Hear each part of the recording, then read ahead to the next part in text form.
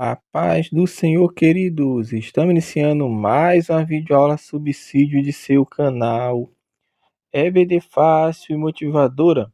E na aula de hoje nós estaremos comentando a lição de número 6 das lições bíblicas jovens, que tem como título Coragem para enfrentar a fornalha ardente. Nós estamos dando prosseguimento aos nossos estudos bíblicos deste trimestre, qual estamos comentando o tema na cova dos leões, o exemplo de fé e coragem de Daniel para o testemunho cristão em nossos dias. Hoje estamos chegando na lição de número 6, coragem para enfrentar a fornalha ardente. Como bem os irmãos sabem, este trimestre estamos comentando e tirando ensinamentos e fazendo aplicações práticas dentro do nosso estudo aqui trimestral no livro do profeta Daniel.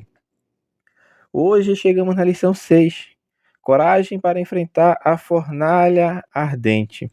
Hoje estamos adentrando no capítulo de número 3 do livro de Daniel, e é justamente a passagem que vai descrever o momento em que o rei Nabucodonosor decretou que todos se curvassem diante de uma importante estátua que ele havia erigido, com a pena de serem queimados vivos na fornalha em caso de desobediência. Então, hoje estaremos trilhando justamente este fato do qual os três amigos de Daniel se manteram firmes, constantes e inabaláveis na sua fé ao Deus de Israel. Pois bem, vamos iniciar os nossos comentários de subsídio para os irmãos que assim vão ministrar a aula e assim também para os nossos alunos que buscam aprender e conhecer para contribuir de forma que todos venham a crescer tanto no conhecimento quanto na graça do Senhor na sua sala de aula. O primeiro tópico da lição, o autor vai falar sobre o rei totalitário manda construir uma estátua de ouro. Neste momento aqui, nós vamos ver que, não apenas neste episódio, mas ao longo de toda a história da humanidade, nós vamos ver que sempre se levantou homens tentando assumir a posição dos deuses, e tudo isso em busca de glória para si e de reverência para a sua pessoa. Então, neste episódio, nós vamos ver o rei Nabucodonosor, um rei envenenado pelo poder. Ele também faz isso que já foi feito antes dele e pós ele, e até hoje é feito por algumas pessoas que tentam buscar o poder a todo custo, ou seja, exercer a sua autoridade de forma ditatorial para que as pessoas o venerem. Então, Nabucodonosor mandou construir uma estátua gigante de 27 metros de altura, justamente em uma campina, ou seja, num campo, em uma planície, que é conhecida como a planície de Dura. Então, o que nós vamos perceber aqui é justamente isso, que Nabucodonosor, depois que teve a interpretação daquele sonho, e Daniel revela o sonho e interpreta, e Daniel e seus amigos são colocados em posições de destaque dentro do reino. Então, possivelmente, alguns autores sugerem que ele construiu aquela estátua justamente rememorando o sonho que ele teve daquela estátua, da qual ele era a cabeça de ouro. Então, alguns sugerem isso, que ele constrói essa estátua justamente porque ele deixou crescer no seu coração a soberba. Então, o sonho teria o marcado profundamente, de tal forma que a estátua seria sua própria representação. Então, este pode ser um dos significados de vamos falar assim, uma das causas dele ter construído aquela estátua e pedido a adoração.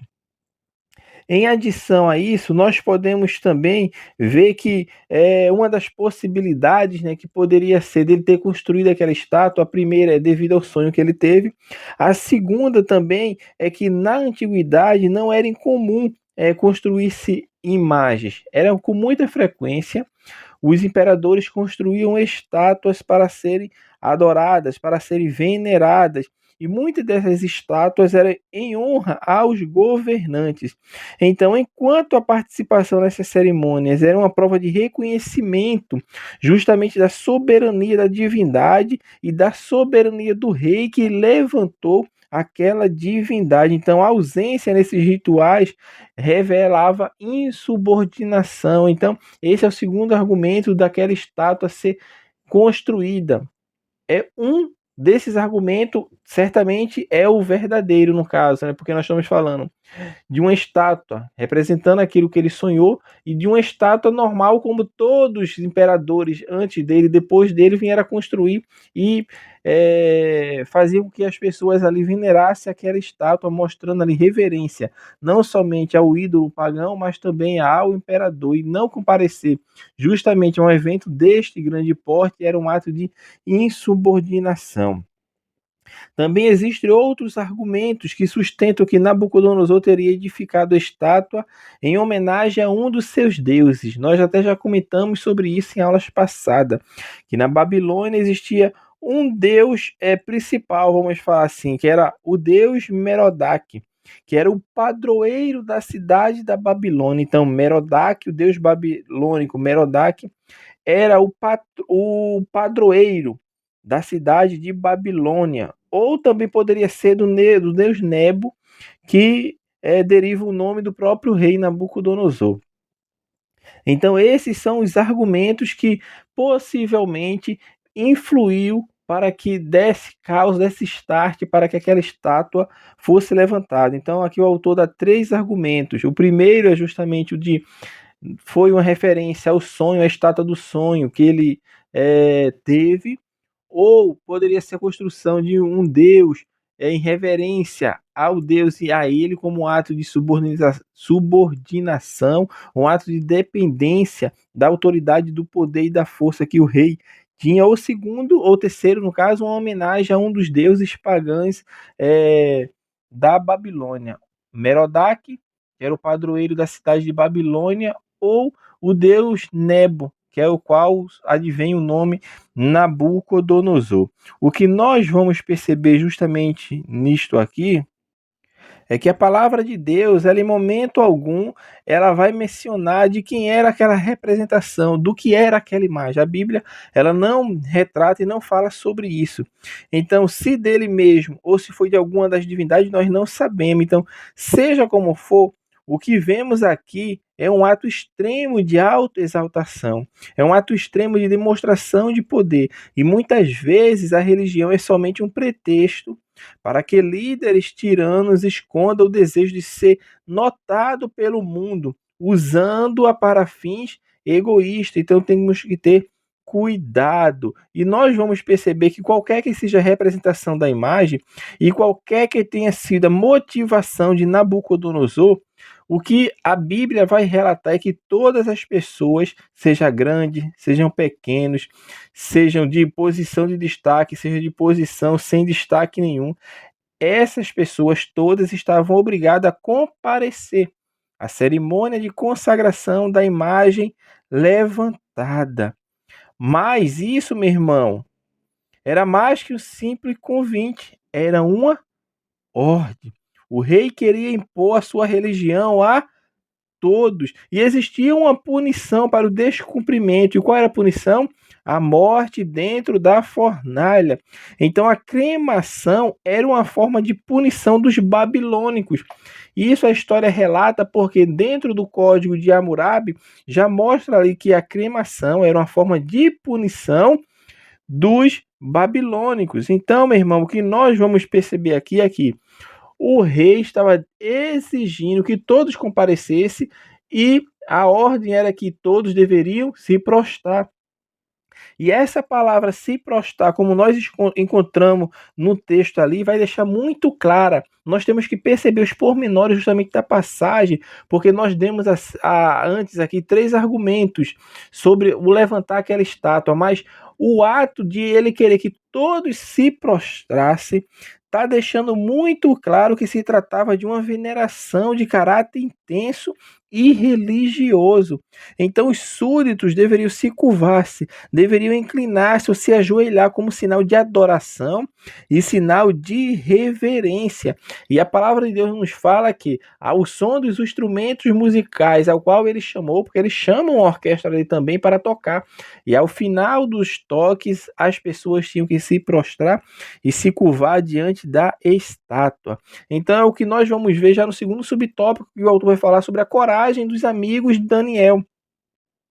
Porque o rei fez um decreto.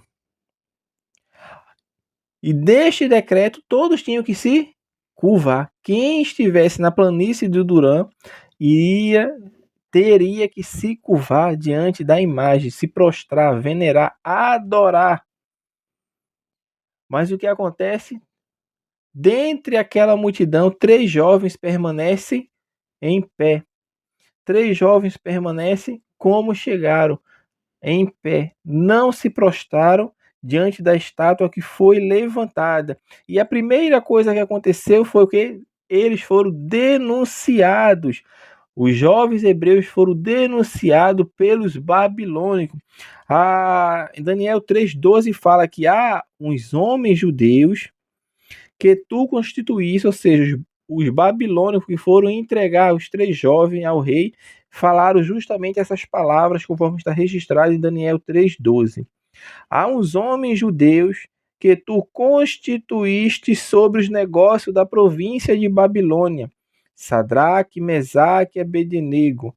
Esses homens, ó rei, não fizeram caso de ti, a teus deuses não servem, nem a estátua de ouro que levantaste adoraram. Neste ponto aqui, nós já vamos perceber alguns fatos inusitados. 3 fatos, pelo menos, nós vamos perceber aqui. Em primeiro lugar, nós vamos ver que as palavras dos acusadores dos 3 jovens eram palavras de pessoas invejosas, pessoas que viam aqueles jovens ali, tinham inveja da posição que eles exerciam dentro do reino, porque a primeira coisa que eles falam é que há uns homens judeus que tu constituíste sobre os negócios da província da Babilônia, ou seja, ele já vai dizendo a posição que aquele jovem tinha, pessoas invejosas, pessoas que não tinham prazer nem alegria naquilo que as pessoas estavam galgando, ou seja, tinha aquelas pessoas como seus inimigos, como seus adversários, são pessoas invejosas, porque os jovens hebreus existia uma posição de destaque dentro da Babilônia. Então, essa é a primeira coisa que nós já percebemos aqui. Em segundo lugar, nós vamos ver que eles eram bajuladores, bajuladores, apelaram ao rego do rei. Eles falam como? Olha, rei, não fizeram caso de ti, ou seja, pessoas bajuladoras que procuram agradar as pessoas não de forma correta, mas de forma de estarem ali sempre bajulando, fazendo as coisas avessas ao que está preconizado na palavra de Deus. Então é a segunda coisa que nós percebemos, e a terceira coisa que nós percebemos é que eles eram ingratos. Por que eles eram ingratos? Porque o que aconteceu no capítulo 2?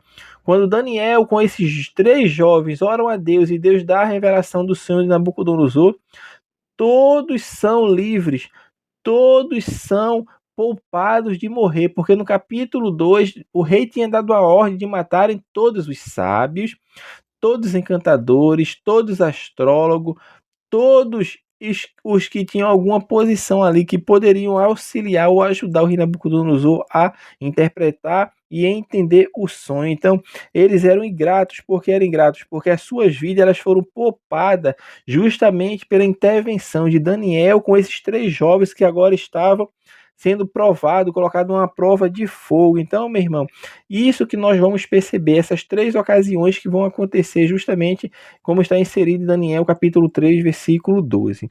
Agora, um caso inusitado que nós vamos perceber aqui é que Daniel não encontra-se nessa passagem. Nós não vemos a citação do nome de Daniel e certamente Daniel não estava aqui porque Daniel certamente não se curvaria diante daquela estátua.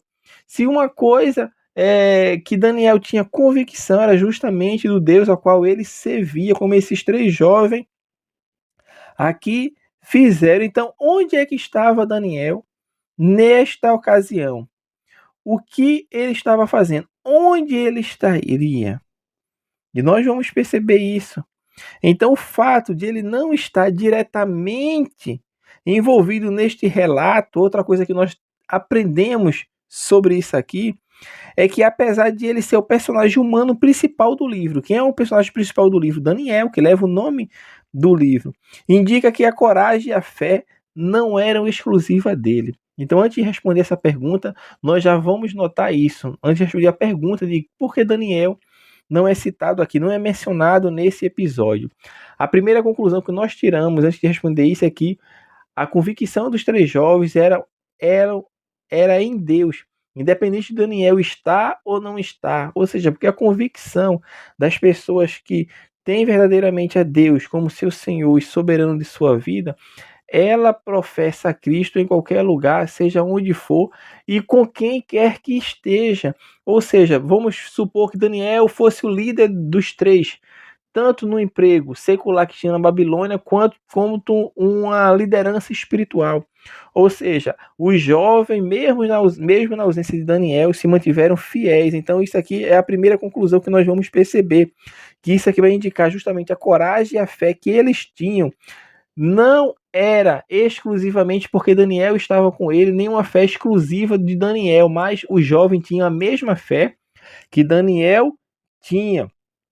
Além disso, o fato de Daniel, o autor do livro, ele ter registrado o episódio sem a sua presença, demonstra para nós a sua humildade, a não se colocar como a única testemunha fiel na Babilônia, mas sim como alguém que deseja transmitir justamente as lições, transmitir os exemplos de fé dos seus companheiros.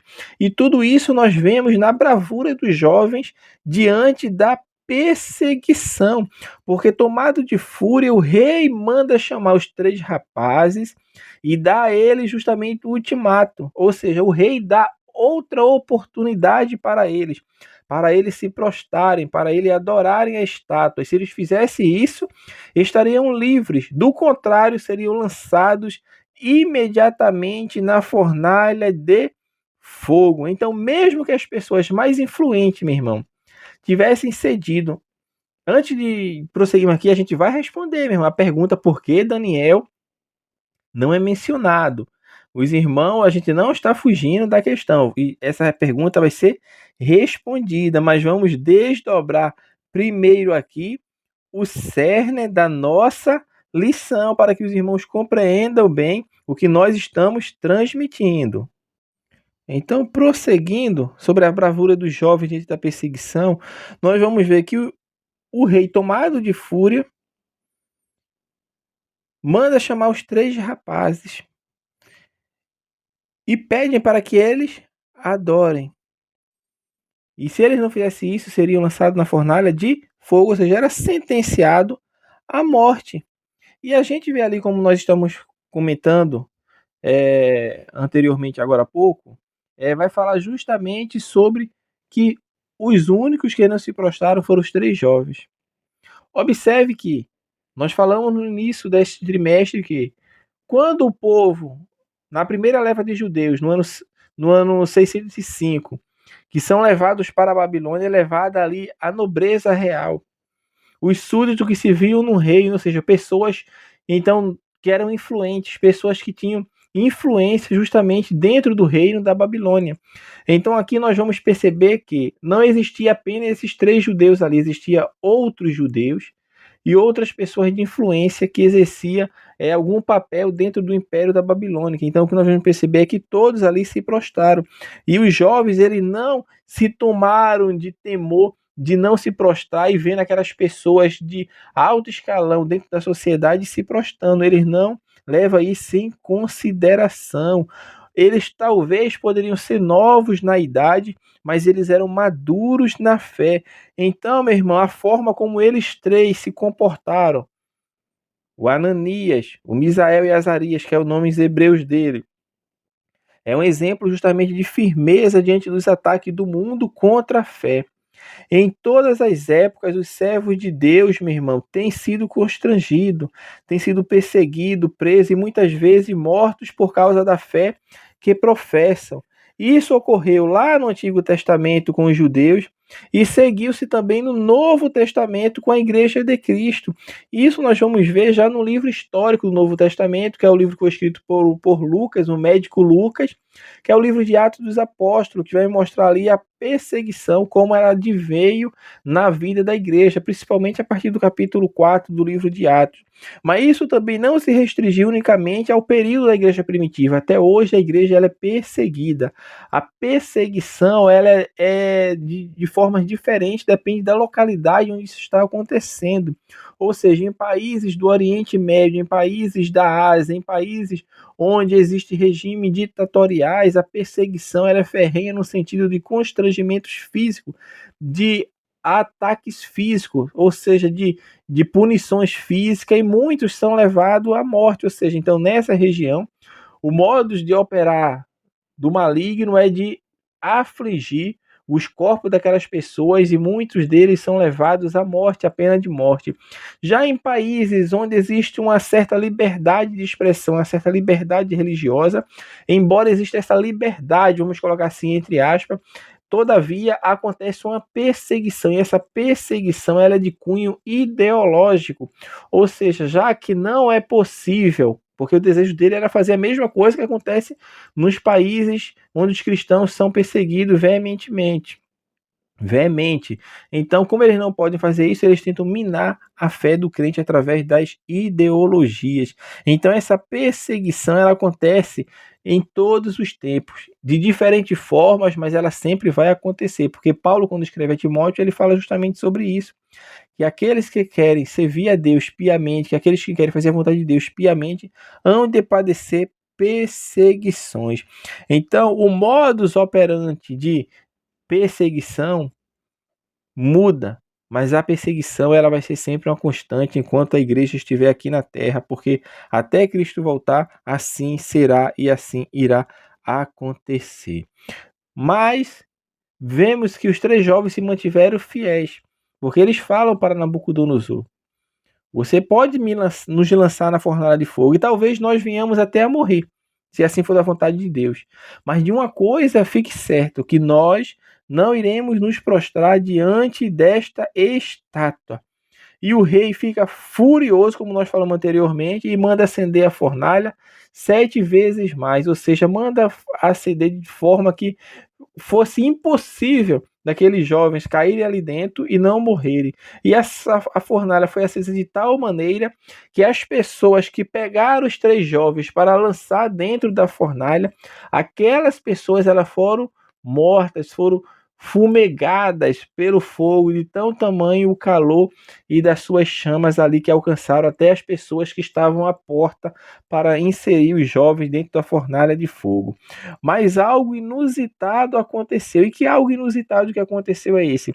Que o rei lança aquele jovem na fornalha, mas quando ele vai ver, olhar para dentro da fornalha, claro, de uma distância ali de segurança, ele não vê três jovens, mas ele vê quatro pessoas ali dentro daquela fornalha. E o interessante é que quando ele olha para aqueles jovens que estavam dentro da fornalha e vê aquele outro homem que está com ele dentro da fornalha, ele entende ali que um milagre aconteceu. Porque ele observa que além de vivos e livres, porque as cordas foram queimadas, mas os jovens não. As suas roupas não queimaram, os seus cabelos não queimaram. Eles apenas não estavam livres dentro da fornalha, mas eles estavam passeando, ou seja, estavam andando na fornalha sem sofrer nenhum dano.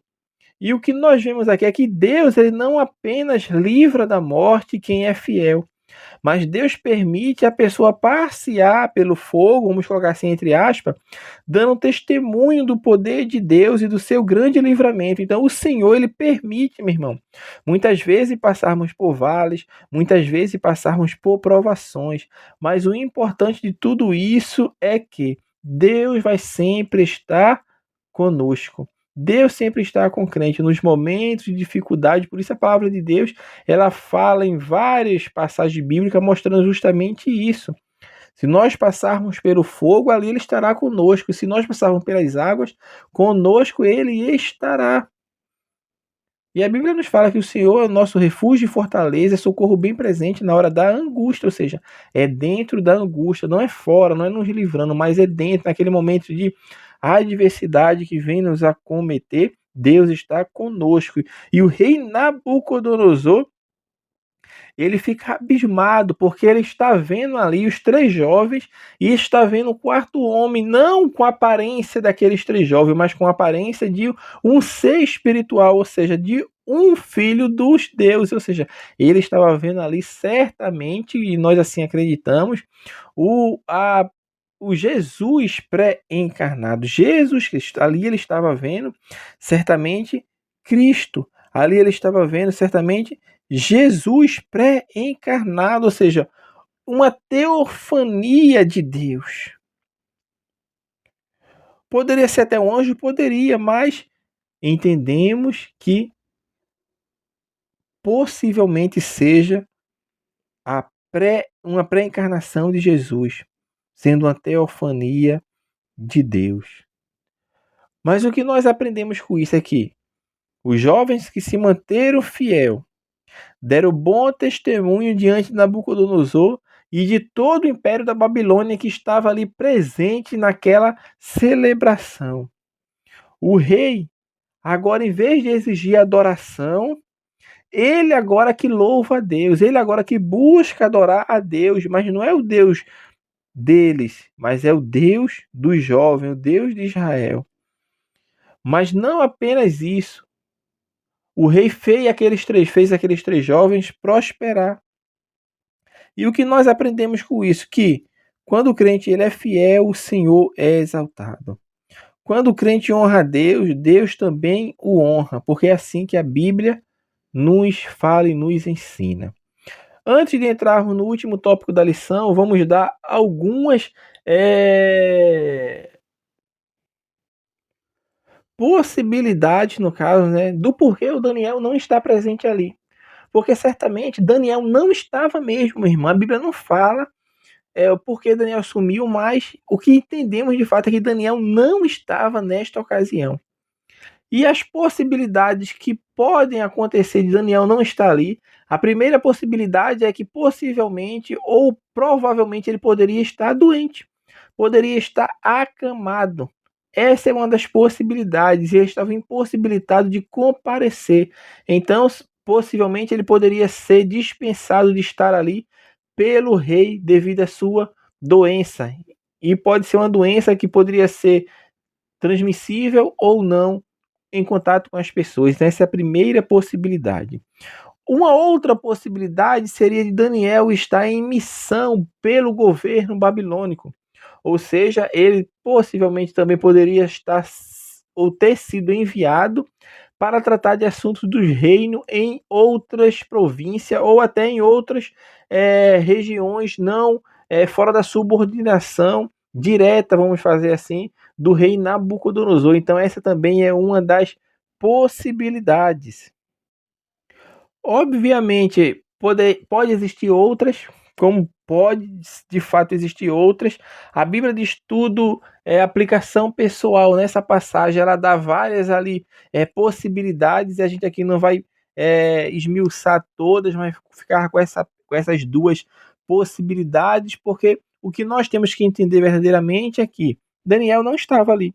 A Bíblia não diz porque ele estava, a gente só conjectura, não podemos afirmar se foi isso ou aquilo ou qualquer outra coisa, mas o que de fato nós entendemos é que Daniel não estava presente. E para encerrar nossa lição, o tópico 3 vai falar sobre idolatrias e fornalhas do tempo presente.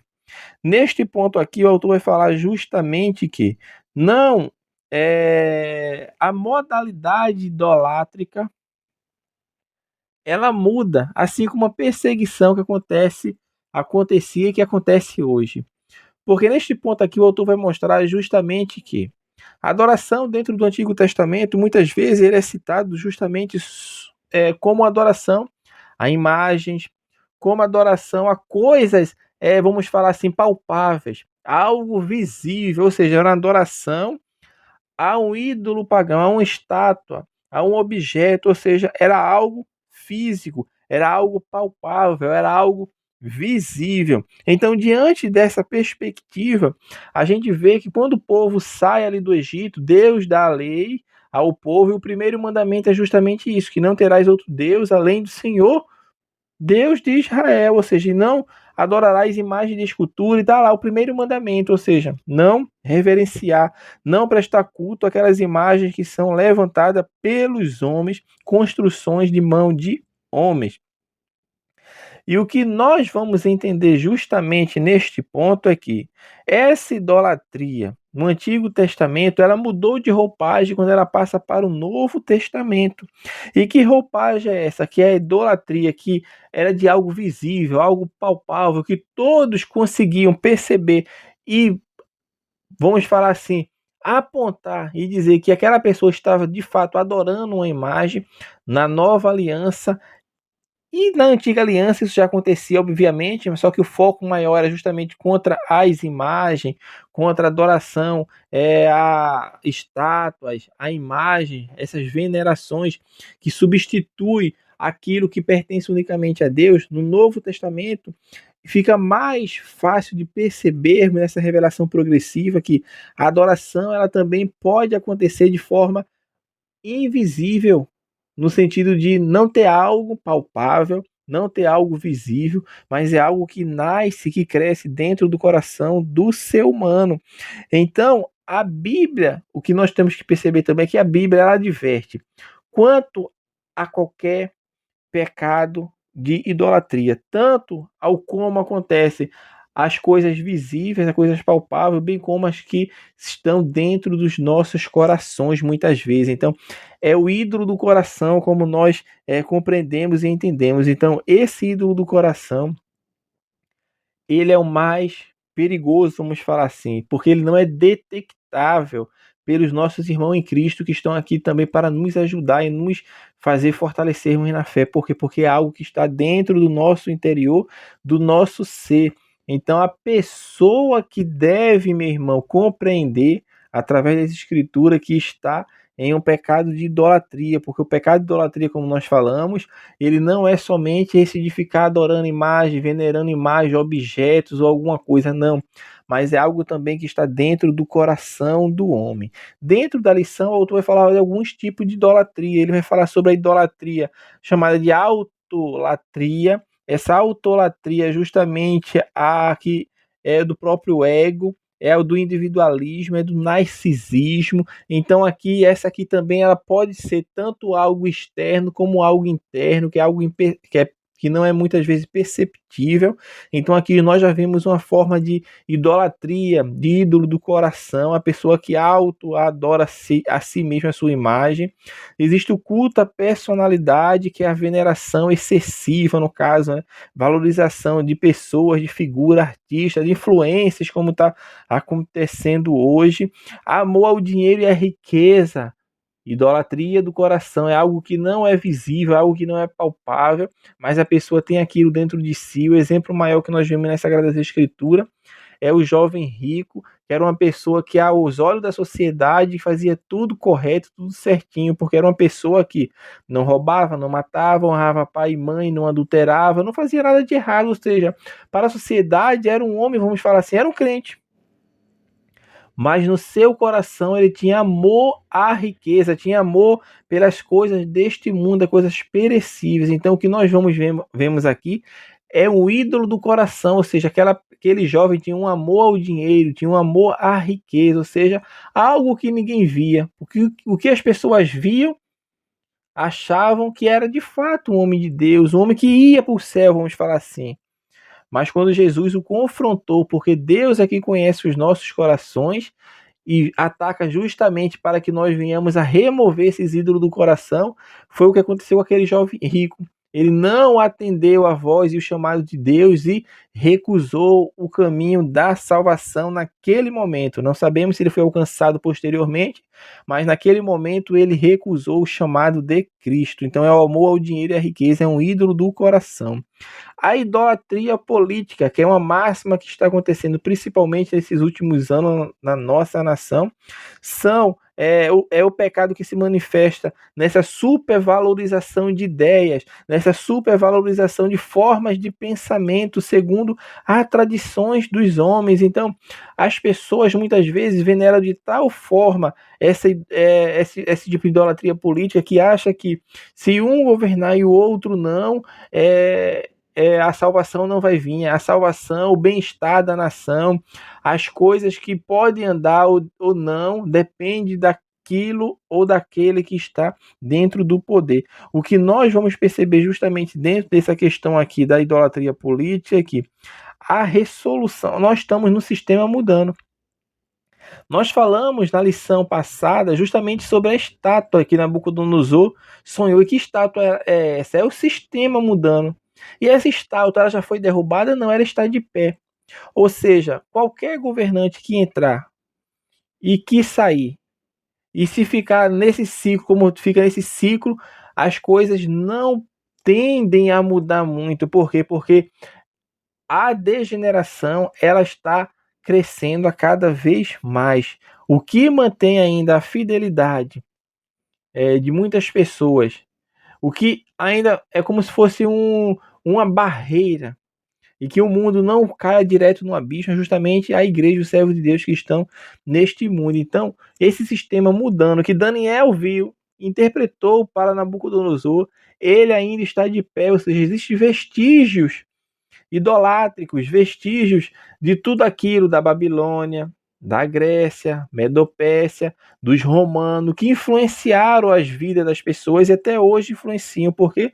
Porque é governos humanos, mas o governo que será estabelecido por Cristo é um governo sobrenatural, é um governo que vem de fora, não é algo deste mundo, não é um líder político deste mundo, mas um líder político que vai vir nesse sentido de exercer a primazia sobre todos, é de Deus, porque a pedra que Daniel viu não foi homem que cortou, não foi homem que colocou, mas ela veio de fora da estátua, ou seja, então é algo de fora desse sistema político todo que nós vemos aqui e percebemos, seja em qualquer região que nós venhamos a estar. E as novas fornalhas que nós vamos perceber, nós até comentamos sobre isso, é justamente a modalidade, o modus de operar, que é diferente dependendo da situação. Como nós falamos, em países como o Oriente Médio, países de regime ditatoriais, de ditadura, o modus operandi, a fornalha que acontece ali, certamente pode ser parecida ou similar que os jovens passaram, ou seja, são ameaçados de morte mesmo e muitos morreram professando a Cristo. Entretanto, principalmente no Ocidente, esse tipo de fornalha é diferente na atualidade. Essas fornalhas é a fornalha ideológica, é a fornalha da relativização, é a fornalha de substituir o sagrado pelo profano, é a fornalha que tenta inverter os valores absolutos que estão preconizados na palavra de Deus. Então essas novas fornalhas, ela que vem atacar o cristão e muitas vezes ela não é tão visível, vamos falar assim, quanto uma perseguição física, quanto uma perseguição quanto aos preceitos que nós acreditamos, mas ela é uma perseguição indireta, ou seja, tentando nos calar